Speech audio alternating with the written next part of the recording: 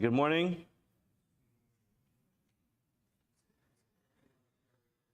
Good morning. We begin today's daf. Today's daf is Avoda Zara. Daf Nun Aleph. We're going to be picking up on daf Nun Amud Beis, about 7-8 lines from the bottom. We begin by thanking our sponsors. We begin by thanking our annual Talmud Torah sponsor for the entire year, the Tilson Mishpacha, sponsoring all the shiurim and all of the drashas as is Chosr B'Suras Tovas for Am Yisrael. We also thank our Talmud Torah sponsors for the month of Menachem Av.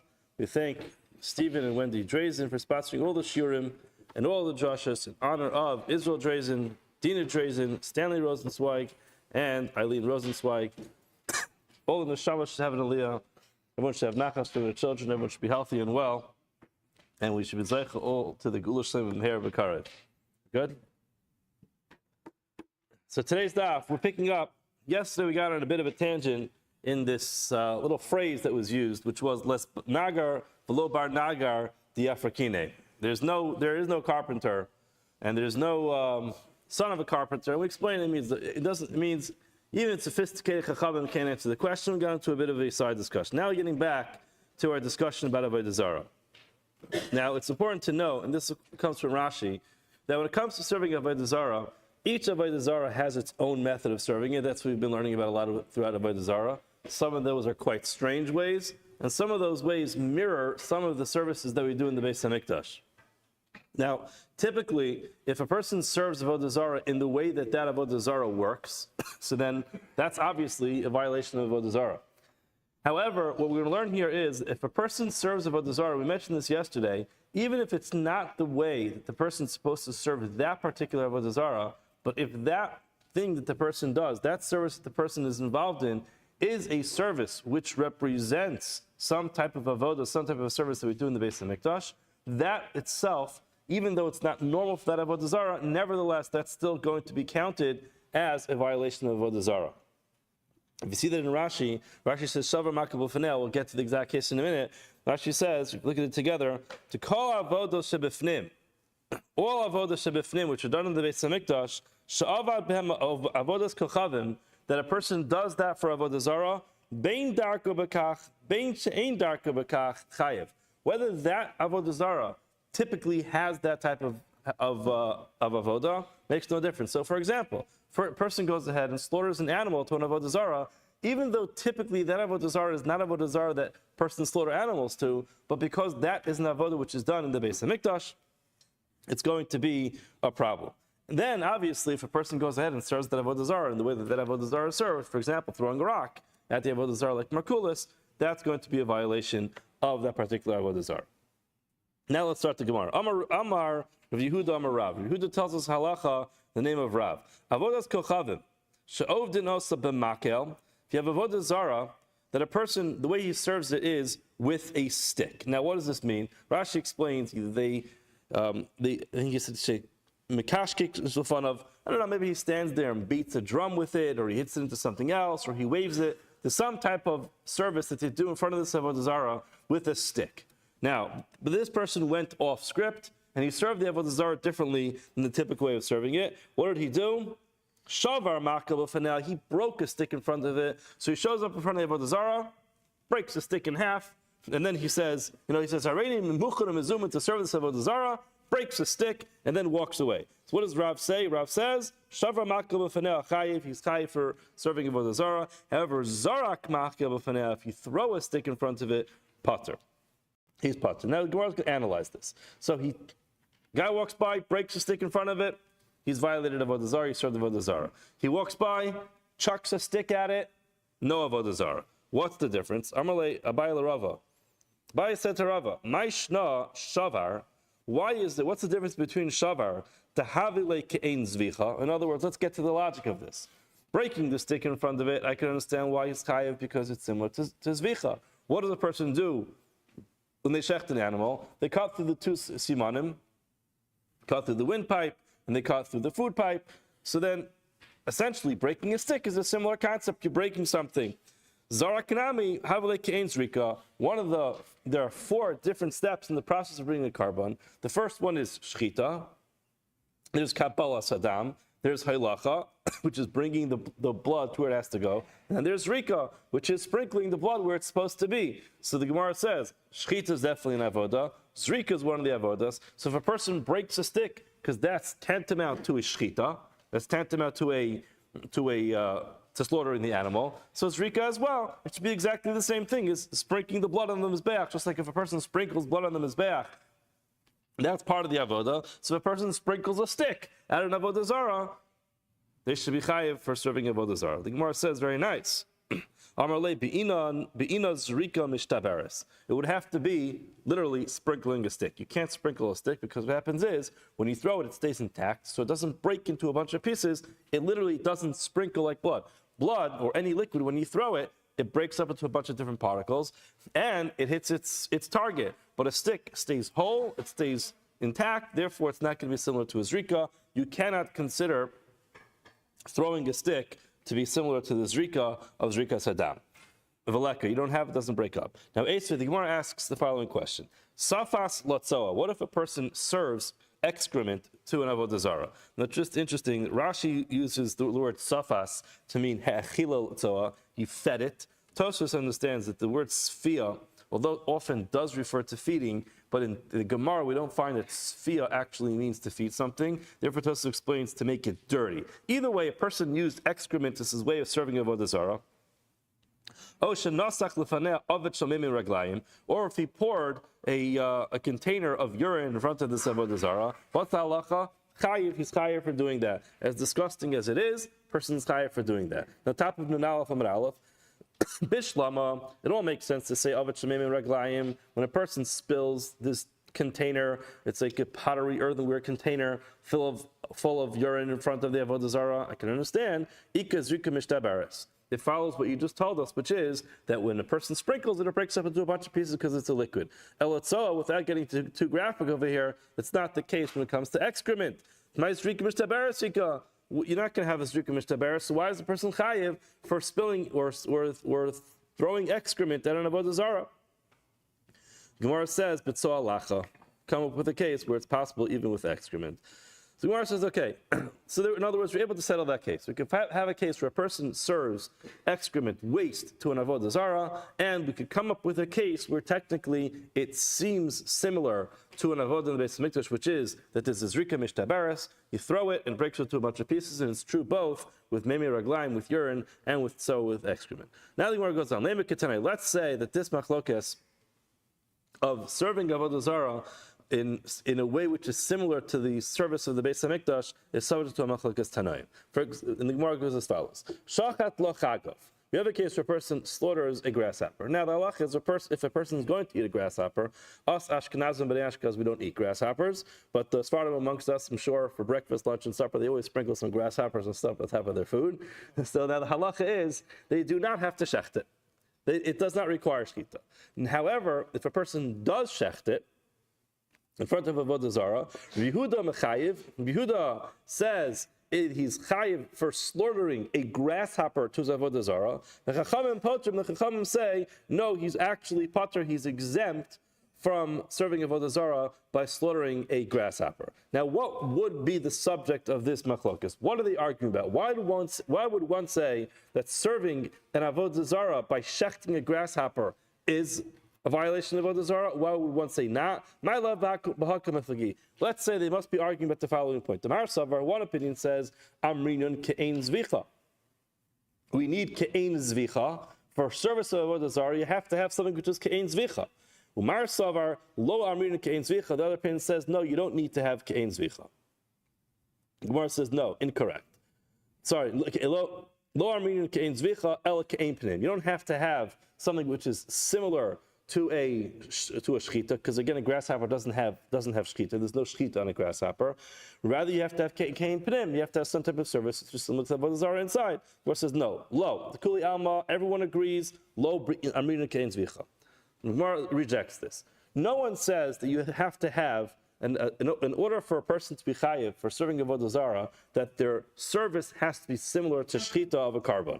Ella, rather kein pnim. Everyone says that the avodah you have to do needs to be similar to some type of service inside the Beis Hamikdash. Kein pnim b'ina. Rishani chagov, A chagov is different.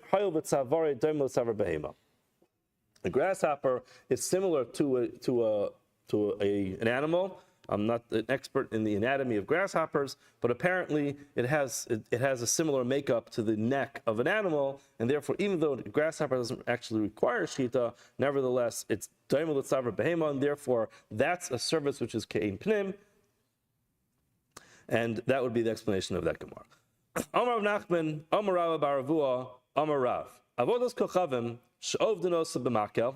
So again, back to the same case. Avoda Zara, which is typically served with some type of stick.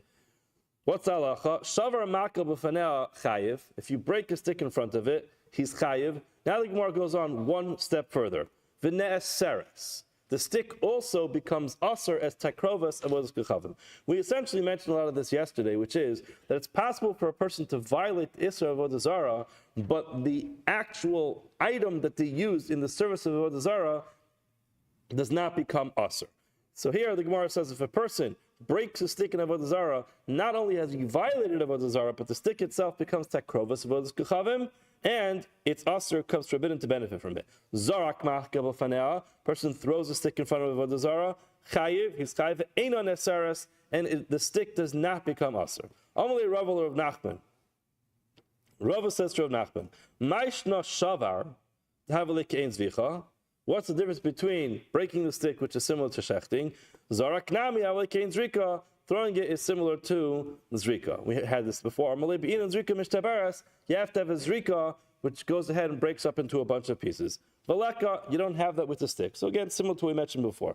Elamiata, Gemara says, okay, if that's the case, that in order for something to become takrovas avodas kochavim, it has to be very similar to the service inside the Beis HaMikdash, and the zrika must be a zrika mishtaberes. So now we have a major problem. What's the problem? Elamiata avne beis markulis b'maye asru. This whole parak starts off discussing an avodah zara of a markulis. What is avodah zara of markulis? Where a person goes ahead and they throw stones at the markulis.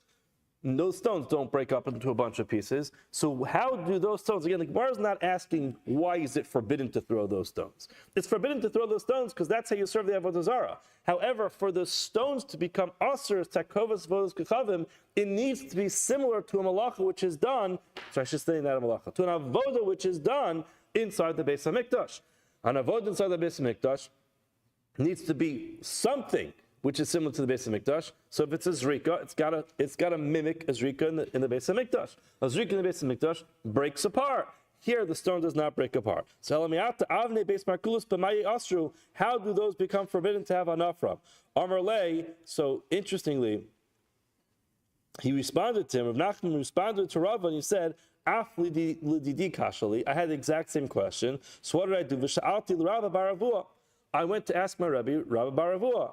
Now, for Rabbi bar Avua, he didn't know the answer. So what did he do? He asked L'chia barav. He went to go ask L'chia barav. What did L'chia barav do? L'chia barav l'Rav. He went all the way back to Rav. We went all the way back to Rav to go ahead and ask this question. So he went back to the source to ask the question. But Amar Lein, he said to him, Nase kimegado avodas kochavim. In this case, it's not the fact that it's similar to the amlacha, which is kein pnim. Rather, what's going on over here is it's kimegado avodas kochavim. It's like he's building an avodah zara. Every one of those stones that he is using to throw towards markulis is part of the avodah zara. Just remember, we mentioned yesterday from Maral. Maral said that one of the thought processes behind this avodah zara was the bigger that it gets, the more attention that it attracts, because stones stay there forever. So indeed, the Gemara is saying over here, the larger every person who throws a stone at the markulis is essentially glorifying. I shouldn't even say glorifying; it's more than glorifying. They're building the avodah zara. That is the avodah zara. People walk by and say, "Wow, check out the structure. Look how many thousands of people serve this avodah zara." So they say, "You know what? I'm going to serve this avodah zara as well." So adding those stones, says the Gemara, it's not just takrovas avodas kochavim. You're building an avodah zara. That's why it becomes aser. Because guess what? These stones are not just service avodah zara. These stones are the avodah zara.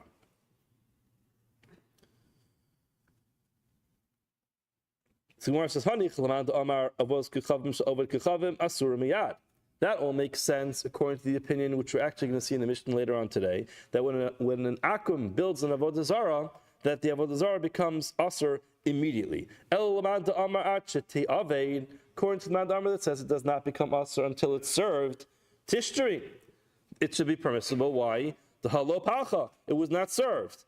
Gemara says the following: Amalei kol achas v'achas nasus avodas kechavim v'takovas lechaberta.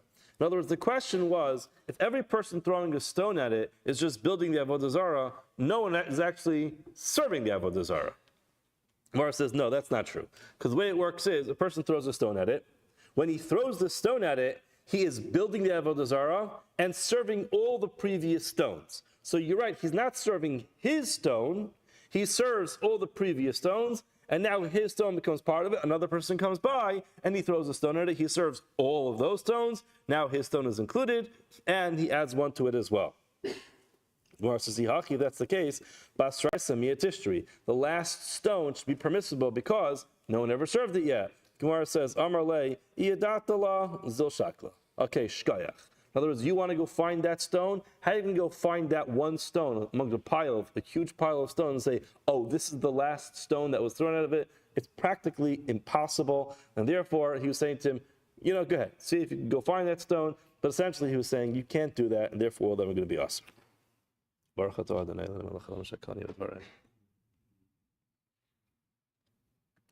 Rashi says no. Kol achas v'achas nasus takrovas li'atzma v'takrovas lechaverta. Says no, you're just misunderstanding this whole thing. It's not that the stone that you throw is building an Avoda Zara and serving the previous one. It's also serving itself. In other words, maybe over the Avoda Zara had some lumdus as well. And they said maybe like gito v'yado bon ka'achas. It's a concept that we have. The person could combine two things together. Maybe he stood there and saying, I could serve Avoda Zara and create Avoda Zara at the same time. That's how the way he put it together. And he said, yes, even the last stone is going to be a problem.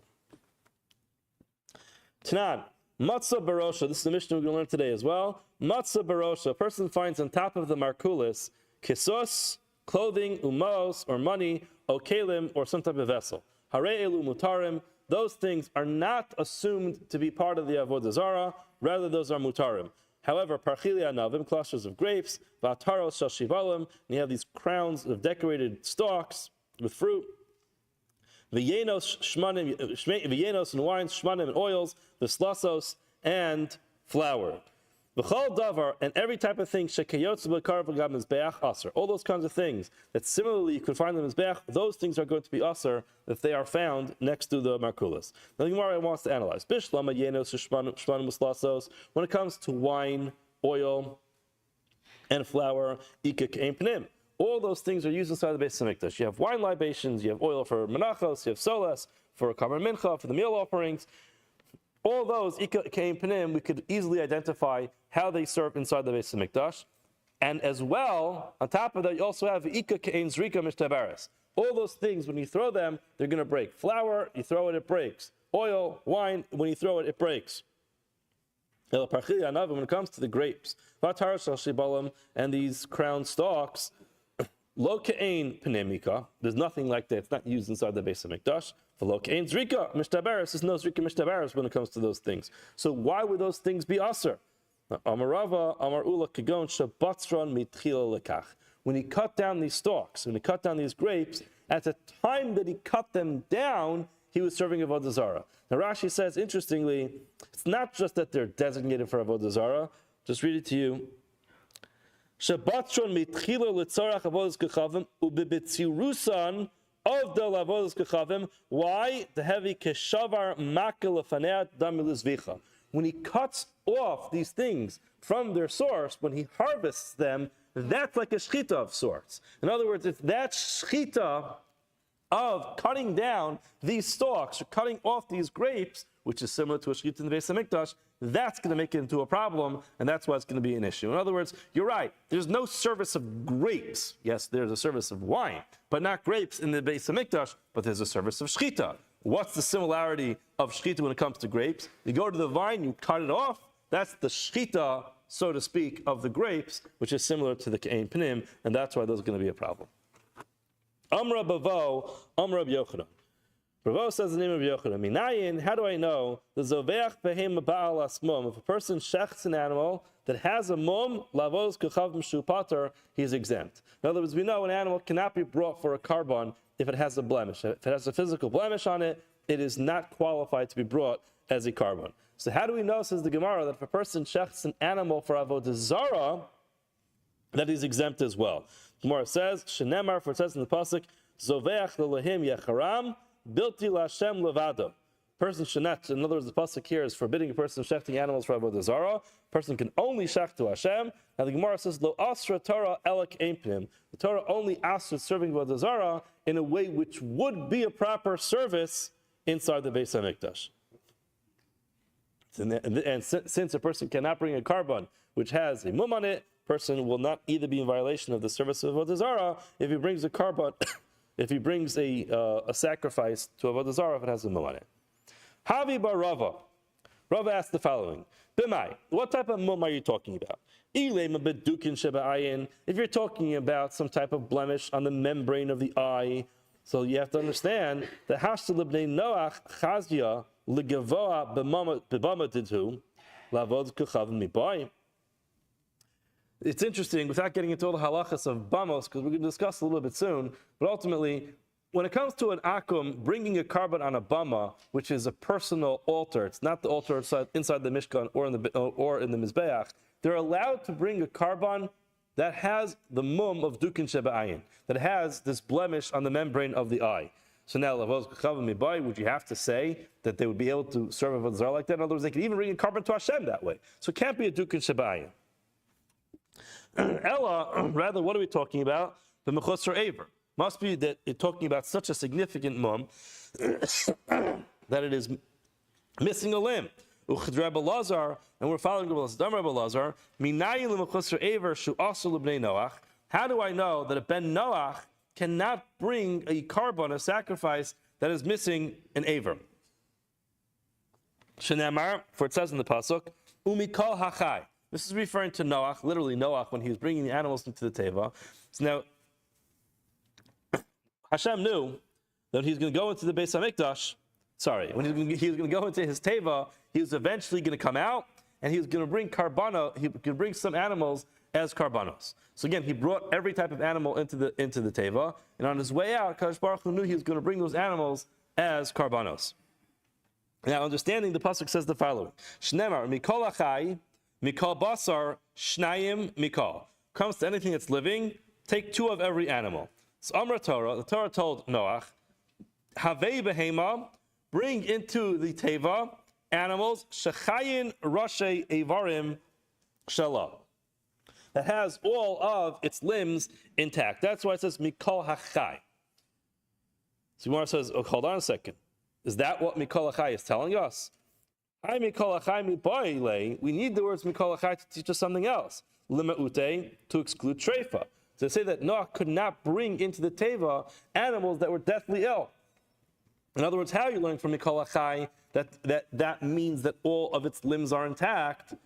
This maybe it's coming to exclude Noah bringing into the teva animals that are sick. Gemara says that milichayos zera nafkale. We learned that out from a different word, which is milachayos.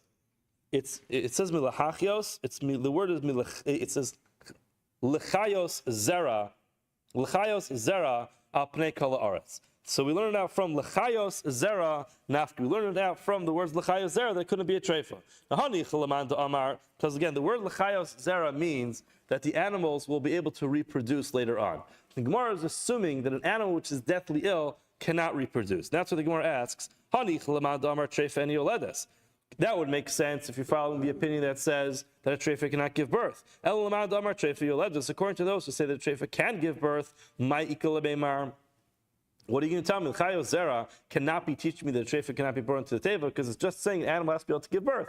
If a treifa can actually reproduce, then it's no problem to bring a treifa in. The Gemara says, Amar Kra, itach. The pasuk says, Lahachios itach zachar nekeva, to live with you, a male and female. Now itach bedoma lacha. The pasuk says it has to be similar to you, and since we assume Noach was not a treifa. He was not deathly ill when he went into the teva.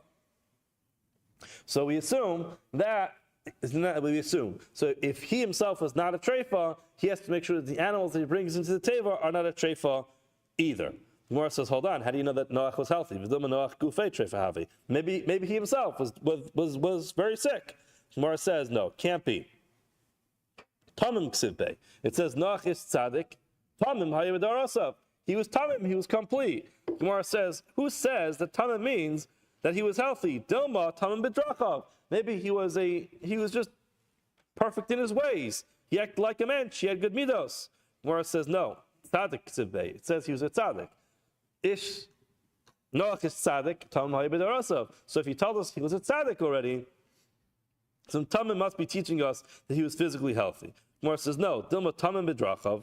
It's two things. He was tamim, he was perfect in his ways, and tzaddik b'maisav. He did the mitzvahs. In other words, he lived a fine lifestyle and also did all the mitzvahs.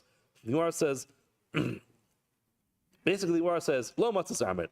Cut it out. It just can't be that Noach was a treifa. Because if you're telling me that Noach was a treifa, then listen to the logic. The pasuk says, itach, has to be with you. Itach means that everything that comes has to be similar to you. Bedonu lecha. Now, if you can tell me, lo matzah amrit Noach gufei treifa havi, Yisak adaytach Noach treifa havi, if you'll tell me that he was so sick, you're telling him, go around to the woods and see if you can go ahead and find all of the sick animals. Find the sickest lion, the sickest elephant, the sickest hippopotamus, and bring them into the teva. Just can't be. Can't be that he was required to bring all the ill animals into the teva. So the Gemara says, okay, hash the nafka me'itach lahachios or lachayos zera lamali. What do you need lachayos zera? Gemara says, itach. If it's only said itach, then I would not know necessarily that it has to be able to reproduce. Haviyamina litzav sabiyama. Maybe Noach was told to bring all these animals into the teva to keep him company. He's going to be there for some time. He wanted to have some company. Therefore, it's a filu zakein, a filu stris, even if the animal is quite old or sterile. Kamash malan also teaches us lahachios zera. It has to actually be able to reproduce. It has to be young enough to be reproduced. It has to be physically healthy enough to reproduce. Just on this, Noach ish tzaddik tam hayabidarasav. One of my favorite ideas from Moshe Feinstein. He writes this in the Sefer Darash Moshe. If you define the words tzaddik, he says what it means is a person is yotze zakai. In other words, you look at a person, you look at his behavior, and at the end of the day, you reach the conclusion that he was tzodek b'maisav. He was correct. What that means, says Rav Moshe, is that there was a question. He was living his life. You had questions about him. And at the end of the day, turns out that he was tzodek. He was correct. He was right. He was yotze zakai. Tamim, says Rav Moshe, is a person who's perfect. No one has any questions. No questions. This person's behavior is in such perfect line that no one has any questions. It's not like people have questions. What's this guy doing? Doesn't seem so good. Maybe he's out of line. And then you analyze it, you look into it, you get more information, you research it, you start some kind of investigation. Ultimately, you say, you know what? I thought the person was engaged in behaviors that were wrong, but I found out that no, he's actually doing the right thing. That's a tzaddik. Tamim is perfect, no questions. So Moshe says if that's the case, why does it say Noach ish tzaddik?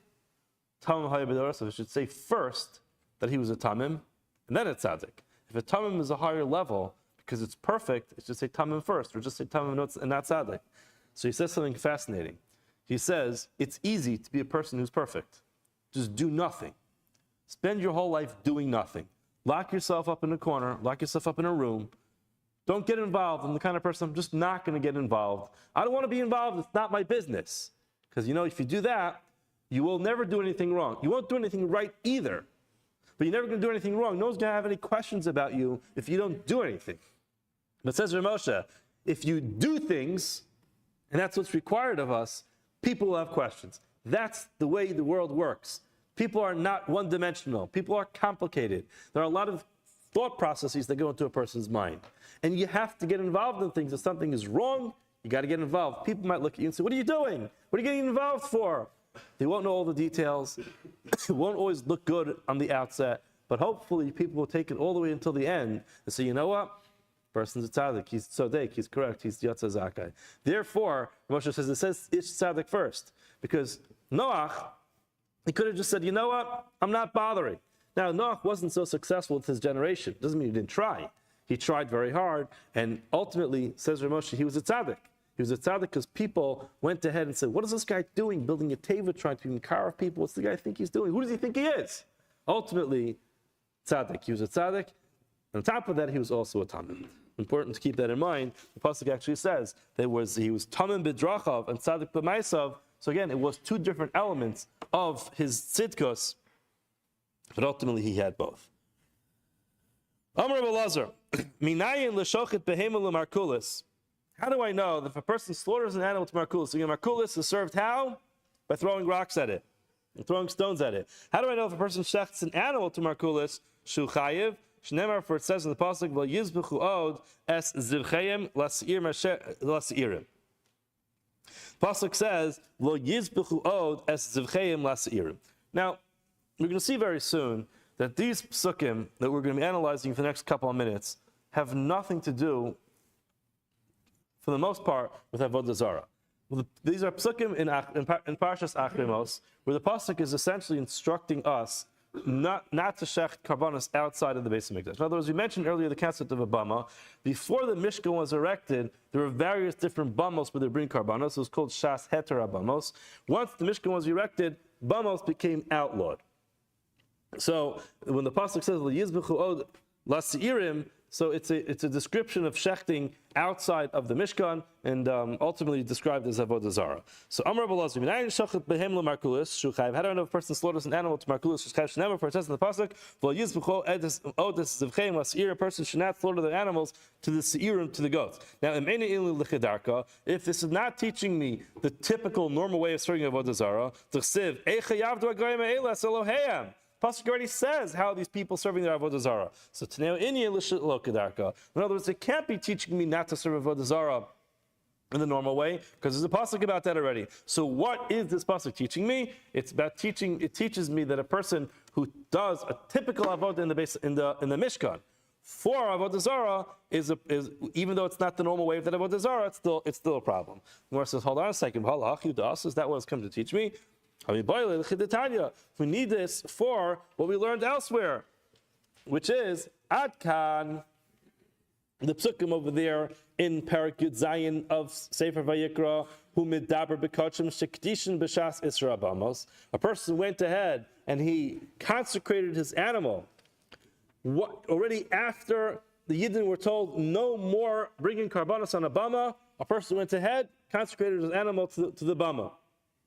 The krivam b'shas isra bamos, and he brought it on a bama when he wasn't supposed to. Now, sharei onshan amor. The punishment is clearly stipulated. Shneimar, for it says, "V'pesach o amoid lo ivio." A person violates this order and does not bring their karban to the o amoid. Rather, what do? They bring it on a bama, and it says clearly the person gets kares. So now it says onesh shamana. We heard about the onesh. Azhar minayin. Where's the warning for this? Tamaloma, for it says pentala olosecha. It says lest a person bring his ola. Uchad Rav Avin, Amar of Ela, the Amar of Avin, Amar of Ela, Komokim Shnemer Yishamar pen v'al. Anytime the pasuk uses the terminology of Yishamer, pen or v'al, in any of those cases, Eino ela belosasei. That implies a losasei. So now, mikan va'elech. So in other words, just to clearly explain what's going on here, we have an azhara because it says pen. In other words, pen, lest you bring a carbon on a bama. And it says clearly, if a person does bring it on a bama, they'll have kares. So we have a clear stipulation in the Torah: a person brings a carbon on a bama, on a private mizbeach, after the Mishkan was erected, the person's chayav kares. Mikan va'elech. From here on in, from the next psukim on, in the Torah, who medaber bekachim shekdishin b'shas heter abamos. It's talking about a situation where a person consecrated an animal to be brought on a bama when it was still permissible to bring a carbon on a bama.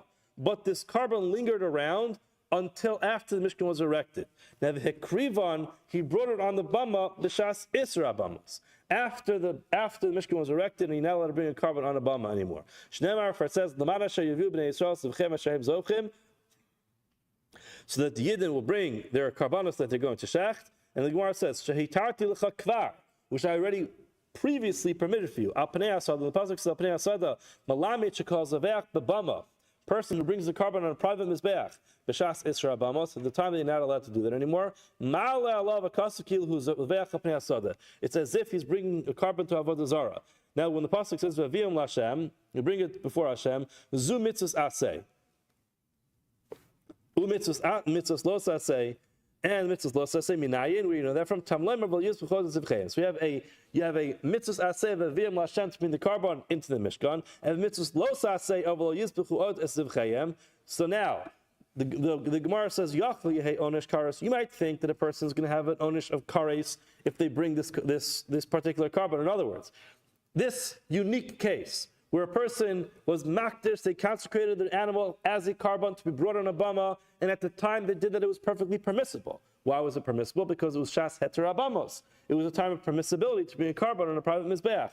But that animal lingered around till the Mishkan was erected, and then Hashem gave the order, no more bamos. Now, how do you know, says the Gemara, that a person who brings that particular carbon on a bama, that there is not going to be kares?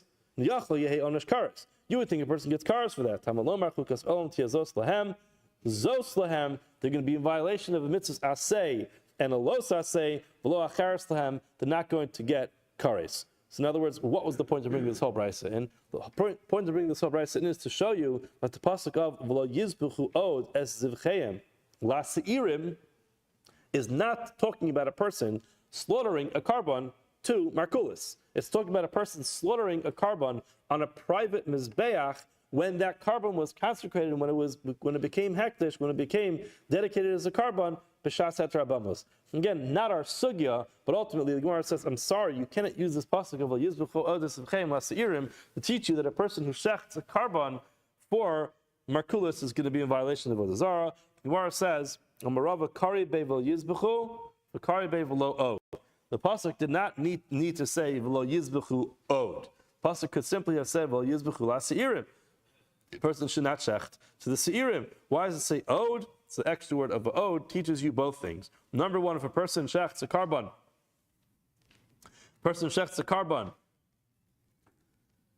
on a bama, b'shas isra bamos, when that animal was dedicated as a carbon, b'shas heter abamos, then there's going to be an aseh and a los aseh, but no kares. As well, the word od teaches you that there's a problem of shechting an animal to markulis. New Mishnah. This is the Mishnah we learned earlier today. Matzah barosha, a person who finds on top of markulis, on the head of markulis, and we described yesterday that the way that they viewed this was the top rock was its head. So the matzah barosha, they find on the head of the markulis, mos, money, ksus, clothing, okelim, or type of vessels, Areyeh mutarim. We do not assume that those things are part of the Avoda Zara. Rather, a person must have put them there for some reason or another. I'm not exactly sure why, but they put it there. Parchili anavim. If you have these grapes, ataros shoshibalim, these stalks that are crowned, yenos shmanim, and you have these yenos, wines, ushmanim, and oils, uslasos, and flowers, anything which similar to it would be brought on the mizbeach, asr, those things are asr. You're not allowed to benefit from them. We assume they are takrovas of Elzukachavim. Gemara says, Binani Mili. We're going to see what this Binani Mili really means. I didn't really get into it because I figured I'll allow the Gemara to go through it. But ultimately what happens over here is, what we're saying is if anything is noi, it's there to beautify the Avoda Zara, that becomes asr. If it's just there for another reason, then it won't become asr. Binani Mili, how do I know this? Amar of Chiya bar Yosef, Amar of Oshia. Chiya bar Yosef says the name of Oshia. Kasef Echad Omer, there's one pasuk that says, but tirues shikutzayim, we saw their shikutzayim, I guess their despisable things, as gilulheim, describing the Avoda Zara. What was it? It was eitz, wood, v'evan and stone, kesef, silver, v'zav and gold, asher imahem. Notice that word, asher imahem, that was with them. Because of Echad Omer, another pasuk says, Lo sachmod kesef v'zav, a person should not desire the silver and gold aleihem. That's on top of them. So we have an imahem in one pasuk and aleihem in another pasuk. So what is it? Is it imahem or is it aleihem? What's the difference between that? If you look at Rashi, asher imahem, the first Rashi after the Mishnah, eitz v'eva and kesef v'zav, asher imahem. Imahem mashma shahayu makrivin eitz v'evan v'kesef v'zav v'kari kra shikutzim alma kol mat the makrivin kamei mitzar. So it seems like imahem is something which you're going to use as a hakrava. Then aleihem, the next Rashi says, because v'echadam lo sakma kesef v'zav aleihem havel eitz v'evan lo ksiv. It doesn't say eitz v'evan in that pasuk. So now the Gemara is going to analyze this.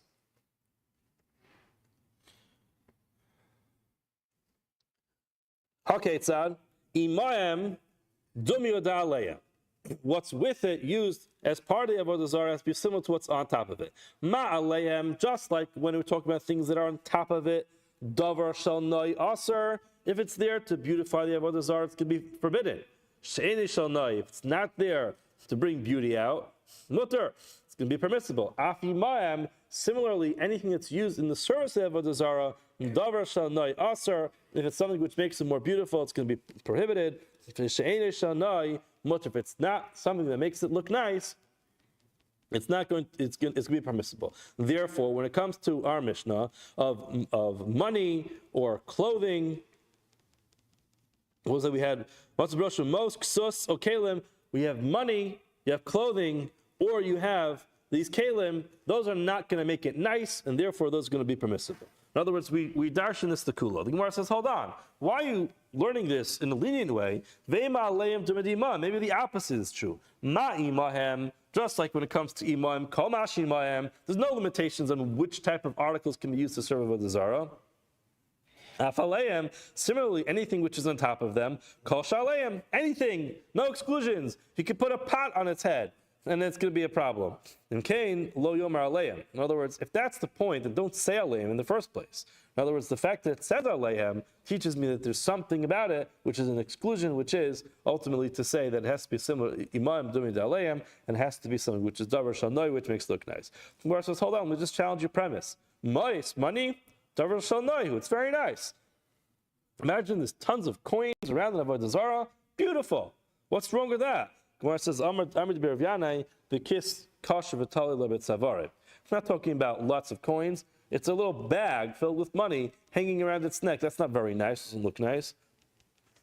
Okay, the Gemara says, ksus, clothing davar shanayu. Maybe the person puts a beautiful suit on top of this Avoda Zara. Why are you saying that clothing are not davar shanai?